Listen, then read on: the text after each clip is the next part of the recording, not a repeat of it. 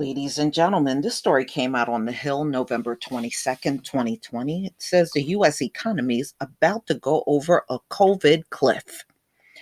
Yes, things are ramping up, but for not good reasons.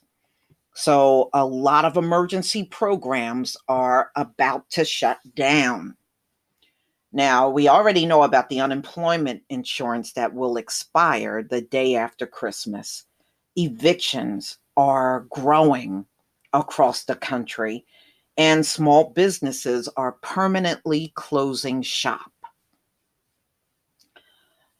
So, March's CARE Act set up myriad programs to give people economic relief in the early days of COVID-19 pandemic, many of which are set to expire as of December 31st. And that includes a lot of eviction moratoriums, unless a divided Congress can reach a deal to extend programs that the country's economic suffering could skyrocket.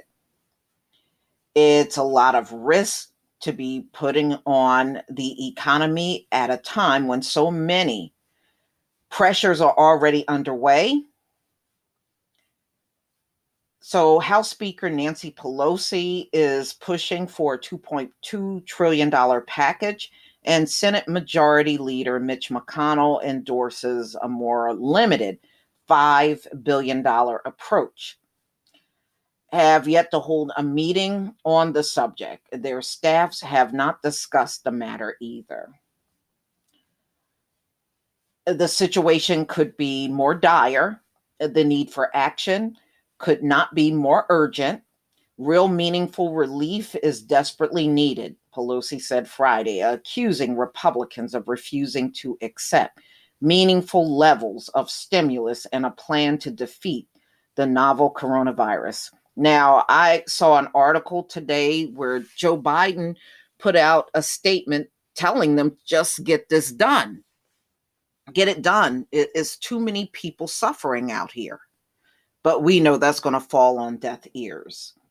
Republicans are quick to point the finger back to Pelosi, noting that the Treasury Secretary, Steven Mnuchin, offered a $1.8 trillion before the election. Through Senate Republicans opposed the level of aid. On Friday, McConnell said that Congress should repurpose $455 billion of funds Mnuchin sought to withdraw for emergency lending facility at the Federal Reserve, a move that itself was controversial. Congress should repurpose this money towards the kind of urgent, important, and targeted relief measures that Republicans have been trying to pass for months, but which Democrats have repeatedly blocked with all or nothing demands, McConnell said. Yeah, but $500 billion for the amount of people that are suffering in this country, that's not enough money. It's just not. And with that low amount of money, you're going to have to go back to the table and negotiate. And look, no defense, but look at how these people are negotiating now. Are you going to trust them to go back to the negotiating table when that 500 billion run out? I sure wouldn't trust them. If Congress allow a variety of ropes that weave the emergency safety net to snap, struggling Americans are sure to fall through, and starting with the millions of people who have lost their jobs and rely on expanded unemployment programs to stay afloat. Trust me, y'all are not concerned about that. If you were, you would have done something back in the summer. Let's be real. They're not concerned about which Americans are going to fall. They're not.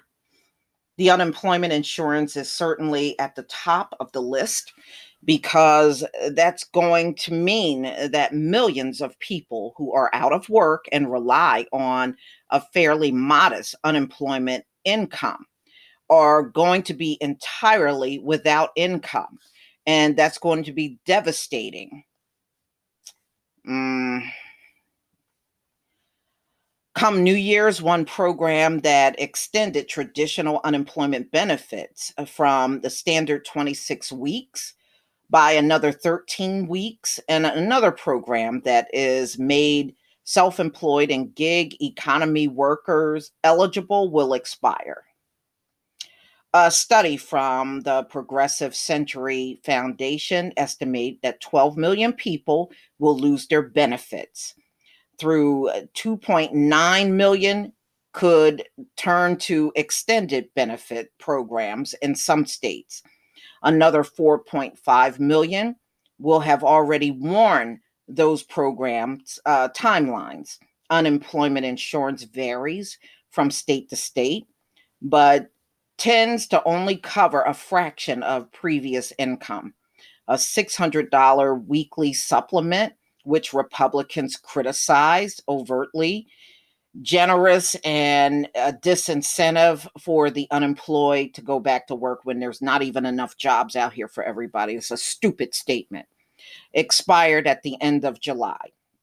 Economists credit the supplement with helping to keep the economy recovery strong into the autumn as people continue to spend extra cash they saved up as a cushion. But more recently, as those funds have run dry, the recovery has faltered with job growth and consumer spending slowing, allowing the remaining benefits to dissipate, economists say. That would be disastrous.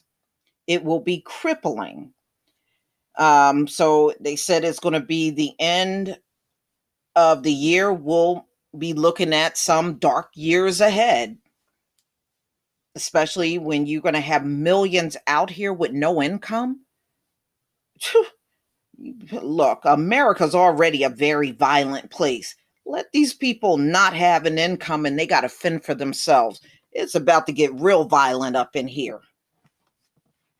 At the same time, for provisions meant to shore up tax benefits for low income earners, such as the Earned Income Tax Credit and Child Credit, are scheduled to go up in smoke, potentially pulling money out of the paychecks of the poorest people who are still working. On the top of all of that, an eviction moratorium from the CDC is set to expire, teeing up a wave of evictions and homelessness. Yeah, and that's going to hit in January. We know that eviction filings have been able to continue during the period. Yeah, and many of these landlords are even disregarding the moratorium and they're going to court and filing for evictions. When people get evicted, they don't have a ton of options of where to go. Yeah, when you get evicted, that's a sure sign you don't have any money. And it's not like they said now it's very hard to rent an apartment during COVID. There's a lot of places that don't want new people coming in. The most recent data from the Census Household Pulse survey covering the last days of October and early November painted a grim picture. So they said nearly a third of all households, 39.9%, said they were behind on housing payments and rate the chances of eviction or foreclosure within 2 months as somewhat or very likely. Some 25.9% expected a household earner to lose employment income in the coming months, and 12% said they didn't have enough to eat. An analysis by Stout found the absence of a moratorium, as many as 6.4 million evictions filed in recent months could go into effect on January 1st. Yeah, that is going to be a disaster. That is going to be a disaster. So, without anybody stepping in or Congress passing any measures, many of these people, they're just going to be thrown out. in January in the cold of winter. Okay, so many small business owners are also on rocky ground in America, and many of them are facing hardships, and they're saying that they're not going to be able to keep their businesses open if Congress don't act soon. They're going to have to close up shop permanently in this country. Oh, small businesses face a cliff of their own as a slew of tax provisions, credits for providing sick leave, and debt easement are set to expire. Business groups are calling for a renewal of the expired Payment Protection Program, which Congress says helped 50 million jobs by providing forgivable loans to businesses that had to shutter or scale back due to the pandemic. Wherein it should be enacted now camp, Josh Bolden, the president of Business Roundtable. What we're talking about here is an important economic relief for people who are hurting. And a lot of economic damage can be done in the next 2 or 3 months before the next Congress gets going.